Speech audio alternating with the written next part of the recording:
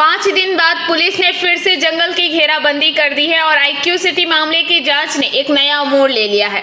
IQ city medical college में एक महिला डॉक्टर के साथ सामूहिक बलात्कार की जांच ने एक नया मोड़ ले लिया है। नारकीय घटना उसी स्थान पर हुई जहां घटना के लगभग 36 घंटे बाद शुरुआत में घेराबंदी की गई थी, लेकिन इस बार यह देखा गया कि पुलिस का ध्यान व्यापक हो गया है। पहले से घेरे गए क्षेत्र के बगल में अतिरिक्त 50 मीटर क्षेत्र की घेराबंदी कर दी गई है। इस कदम के आसपास एक के बाद एक सवाल उठ रहे हैं, तो क्या कोई नया फॉरेंसिक सबूत मिला है या जांच एक नए मोड़ पर आ गई है? हालांकि जांच की प्रगति से यह स्पष्ट है कि पुलिस अब आईक्यू सिटी मामले में गहराई से उतर रही है और इसके साथ ही रहस्य भी बढ़ता जा रहा है। बिजरा गांव के निवासी আবু জাফর মালিক ने कहा, কি করেন এখানে আমার চাষবাস আছে আর নবোদয় জহর নবোদয় যে স্কুল আছে প্যারামেডিক্যালের পাশে ওখানে 19 বছর কাজ করেছিলাম। এখানে কি করেন?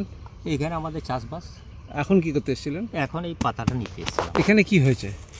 এখানে ওই শুনছি নাকি যে ওই রাত্রেবেলায় একটা মেয়ে ছেলে আর প্যারামেডিক্যালের একটা এই আপনার আইডিসির একটা ছেলে এখানে এসেছিল রাত্রেবেলায়। তো ওখানে যারা আর কি ওই রাস্তার ধারে দুর্বৃত্ত থাকে তাদের নজরে এসেছিল, তারা এসে ওদের উপরে হামলা করেছে। সে তো আপনার গাঁয়ের ছেলে? হ্যাঁ, আমাদের গ্রামের ছেলে। চেনেন ওদেরকে? হ্যাঁ, ওদেরকে চিনি। কেমন ছেলে ওরা? ছেলেগুলো ভালো ছেলে নয়। কি করতো ওরা? ওরা ধরুন আইকি সিটিতে কিছু ছেলে কাজ করতো, ডিএমসিতে কিছু ছেলে কাজ করতো, আরও তা একজন ছেলে তো কাজ ছেড়ে দিয়েছে। তা আপনাদের গ্রামের ছেলে তো গ্রামের বদনাম? গোটাটাই বদনাম, গ্রামের একদম মুসলমান সমাজের বদনাম। কেন বলছেন এটা? এটা বলছি ধরুন আমরা 5 ওয়াক্ত নামাজ পড়ি, আমাদের গ্রাম শান্তশিষ্ট গ্রাম, আর সেই গ্রামে একটা কলঙ্ক এই যে চারিদিক থেকে যে ওই হাল্লা হচ্ছে।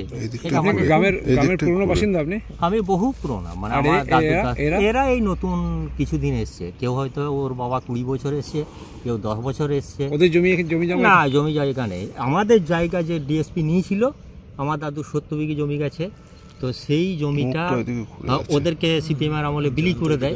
মানে জমি আমাদের দখলে ছিল, যখন সিপিএম এলো তখন আমাদের কাছ থেকে ছিনিয়ে নিয়ে ভোটের জন্য যে দিক থেকে আসছিল তাকে বসার জন্য জায়গা এবং চাষ করার জন্য জমি। এই লোকগুলো যারা এরকম, তারা তো বাইরে থেকে আসা। আর তারা আজকে এরকম কাণ্ড করছে, আপনাদের সঙ্গে কিরকম ব্যবহার করে? আমাদের সঙ্গে গ্রামে কোনো খারাপ ব্যবহার করে না। ওরা যা করে ওই জঙ্গলে দাপাদাপি করে, এই জঙ্গলে যেখানে হ্যাঁ নেশা তো করেই।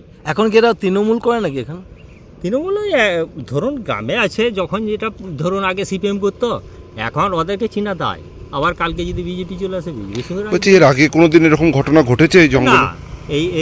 এই রাস্তায় অন্য ঘটনা ঘটেছে। যেমন ধরুন স্যার, আমি নবোদয় থেকে আসতাম, একদিন যাচ্ছি আর ওই 3টে ছেলে মোটরসাইকেলে ছিল, একটা বোতলে জল ভরা ছিল। আমি আমরা নিজের সাইডে যাচ্ছি, আর ফটাম করে এইখানে এত জোর মারলো তখন চুরি ছিনতাই হয়। হ্যাঁ, চুরি ছিনতাই আজ নাই, মানে চিরদিনই হয়। তাহলে এখানে পুলিশের নজরদারি থাকে না?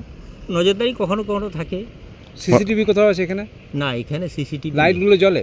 লাইটগুলো অধিকাংশ দিনই মানে কেটে দেয়। কারা কেটে দেয়? হ্যাঁ, ও কারা কেটে দেয় স্যার আমরা কি করে জানবো?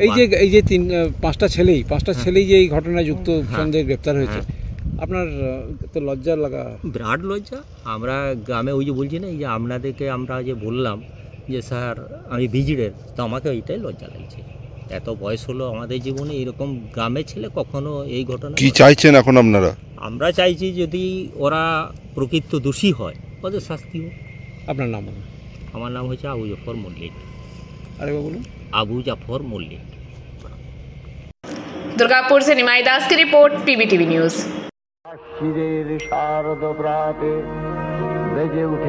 ভাই তুমি যাবো কোথায়? কসমো বাজার, শার্প বিকেল 4:30।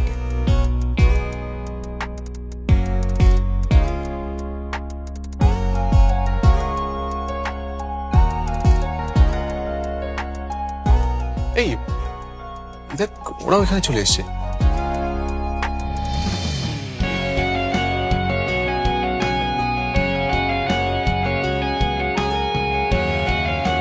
ধরবো নাকি ব্যাগটা?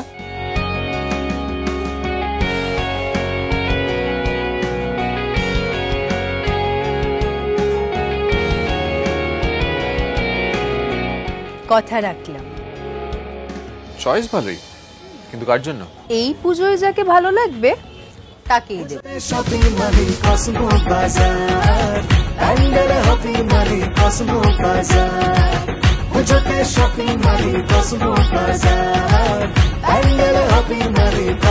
কসমো বাজার, খুঁজে শপিং টু প্যান্ডেল হপিং, সঙ্গে রয়েছে দারুণ আকর্ষণীয় উপহার।